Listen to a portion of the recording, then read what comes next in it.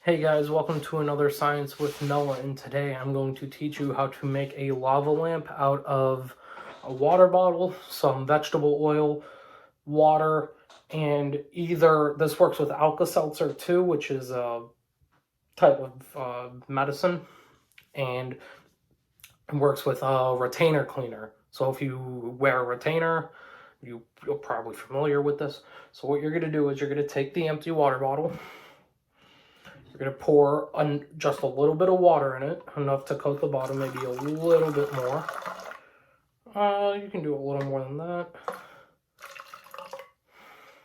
I have about that much water in it. You're going to take your oil, vegetable oil. You're going to pour the oil right on top of the water. And when I mean on top, I mean literally on top, because the oil does not mix with the water.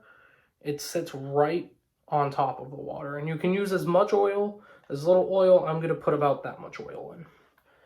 Okay? Next, you can do this with any food coloring color, by the way. I'm using blue.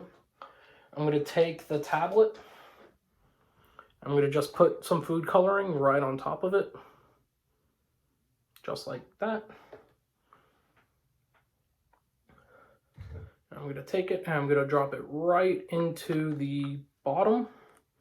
And then you can watch this actually happening. It takes a second, but you can start to see bubbles rising to the top. If we can kind of move that pill to the middle, you can see these bubbles rising and sinking really fast, really rapidly. But then they rise and build at the top, and then they sink back down. And you can do this at home.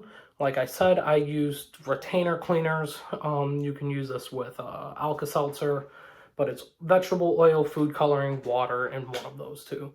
And I will see you guys next week. I also encourage you guys to post a video of you doing this. Send it to the Boys and Girls Club social media account, and I will see you soon.